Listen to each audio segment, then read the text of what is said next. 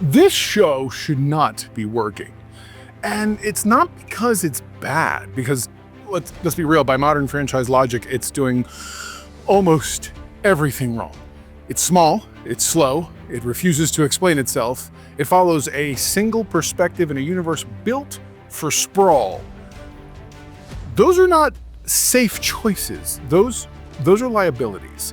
And yet, we're 4 episodes in, and A Knight of the Seven Kingdoms isn't just holding together, it's quietly outperforming shows with more money, more spectacle, and really more narrative insurance. It's not an accident, and it's definitely not a vibe.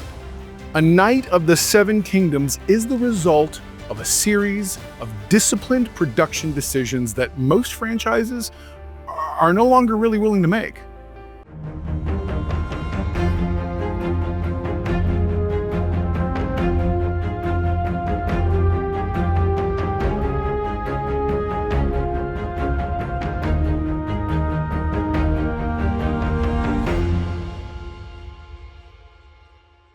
What's up, my know-it-alls?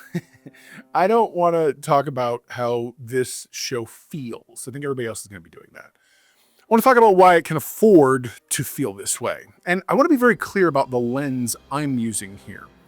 I'm not approaching this as a book expert. I'm not approaching this as a lore archivist. I'm approaching this the way a filmmaker would when trying to understand why something holds or falls apart. Because you understand, when television is afraid, it leaves things, the fingerprints, things like structure and the coverage and pacing and how quickly it chooses to try to explain itself. And this show doesn't have those fingerprints. Let's start with the most important constraint that I think this series imposes on itself. It refuses scale. Not visually, not narratively, it absolutely does. And we don't cut away from Dunk to see what the powerful are plotting. We don't cross-cut to parallel storylines in order to maintain momentum. We don't escalate stakes just to justify runtime.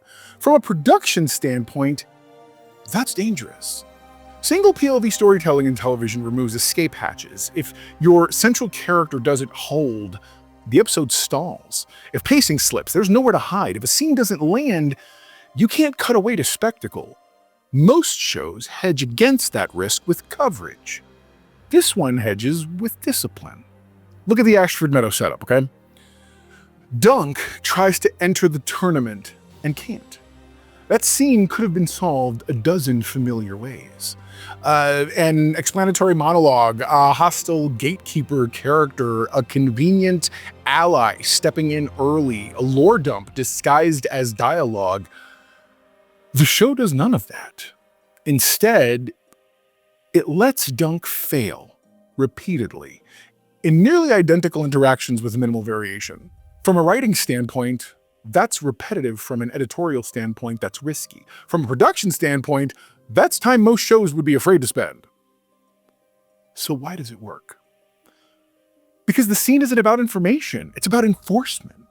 The show refuses to explain the rule. It lets the rule act. Every denial reinforces the same social boundary. The repetition isn't narrative redundancy, it's structural pressure. By the third refusal, the audience understands the system without ever hearing it articulated. That only works if you trust behavior to carry your meaning. And most productions don't. They fill silence, they clarify, they protect against confusion. This show withholds. Now, that withholding continues everywhere. When powerful figures enter a scene, the camera doesn't announce them. There's really no heroic frames, no musical cues demanding recognition. Instead, blocking does the work. People part, conversations stop. Dunk's posture shifts. Power is communicated spatially, not verbally. That's not just a writing choice, that's staging. Someone made a conscious decision that the audience did not need to be told who mattered. They could be shown. Now that decision carries risk. It assumes attentiveness. It assumes patience. It assumes the audience can read a room. Most franchises don't assume that anymore. Now, let's talk about Egg, because I think this is where discipline becomes really unmistakable. Egg does not exist to explain the world to Dunk, all right? That would be the obvious function. Instead, Egg exists to violate the world's assumptions. He questions behavior others accept. He names hypocrisy without ceremony. He notices class mechanics faster than the adult protagonist. What's important here is how the show uses him. Egg is framed visually and editorially as an observer, not a commentator. Notice how often Egg is given reaction shots instead of dialogue? Now, this is deliberate choices, okay? All these choices interact and make the show what it is. Reaction shots, they're expensive. They slow pacing, they resist momentum, they force interpretation instead of consumption. This show keeps choosing them anyway. Up to this point, restraint could still be mistaken for simplicity. Now, episode 3, without a doubt, removes that excuse. I think the Arren Joust is probably the biggest stress test. This is the exact moment where I think many shows would overcorrect. Extended dialogue, clarifying stakes, moral signposting, cutaways to make sure the audience gets it. Instead, the show commits to a single action and a collective response. The horse is killed. The crowd reacts instantly. Not with confusion, not with debate, but with certainty. This is where the world's coherence really proves itself. The audience doesn't need explanation because the show has already taught us the rules through repetition and enforcement. And I think that is the payoff of restraint.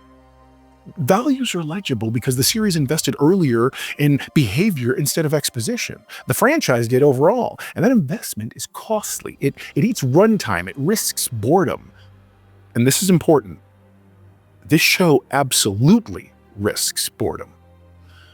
I think slow pacing, minimal escalation, and few narrative spikes, those things all can cause that. And ultimately, by conventional television logic, this should feel dull. So why doesn't it? Because boredom is not avoided with stimulation, it's avoided with control. Control shows up in what the show ultimately refuses to do. And it refuses to resolve scenes early. It refuses to over-cover dialogue. It refuses to escalate conflict just to justify the time. Editorially, scenes often end sooner than expected. Visual shots linger longer than comfort dictates. Performance-wise, actors are allowed to underplay without being rescued by music or cutting. Those are refusals. Someone repeatedly said no. This is also where production reality matters. Smaller scale isn't just really aesthetic, it's logistical. Fewer locations, fewer resets, fewer competing storylines. That really forces focus. And focus forces discipline.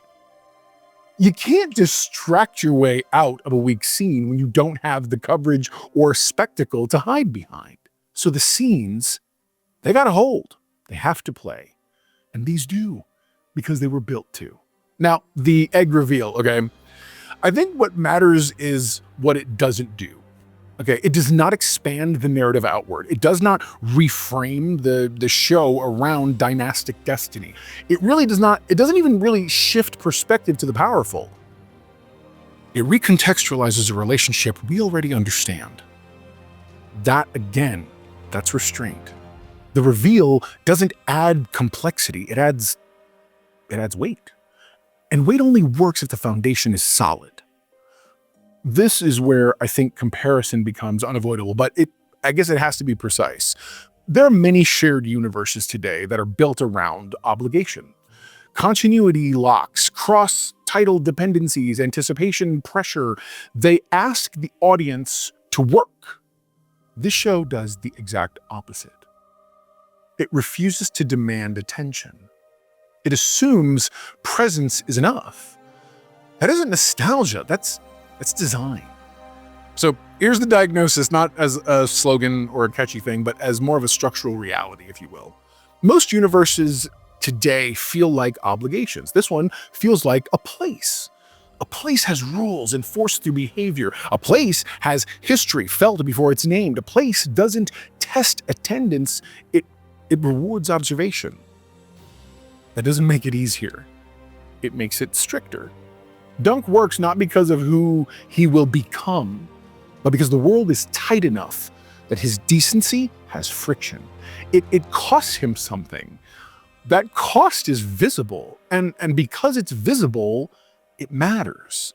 And this approach has limits. I think it would fail with too many perspectives. It would really collapse under heavy exposition. It would break without precise performances. It's not universal, but it's definitely replicable. And that's the difference between taste and craft. This show isn't just pleasant. It's disciplined. And I think that discipline is why it feels inhabitable instead of exhausting. That's the insight. That's the cost. And honestly, that's why this works. So there you go. Now you know. And if knowing is half the battle, you're halfway to being a know-it-all yourself. What is the know-it-all index for A Knight of the Seven Kingdoms thus far? I'm not gonna tell you yet. We haven't finished the series. I'm not doing that. No. I jumped in here only because I'd seen the first 3 and I was really enamored by it. And then I was actually gonna do this video last week, but then just things in life got caught up. So I decided to watch today's episode, and the episode blew me away. This show is just unreal in such an amazing way that really is refreshing. So I can't wait to give my complete and total score with reasoning at the end of the series. Don't get me wrong, if something big happens or something is worth talking about, I will absolutely jump in here and give you my 2 cents. But yeah, I'm excited. I genuinely am. I think the show is doing fun things, and I think you're going to enjoy it. At least I know I am. So, all right, guys, I'll talk to you again next week. Never forget, everyone loves a know-it-all. Bye, guys.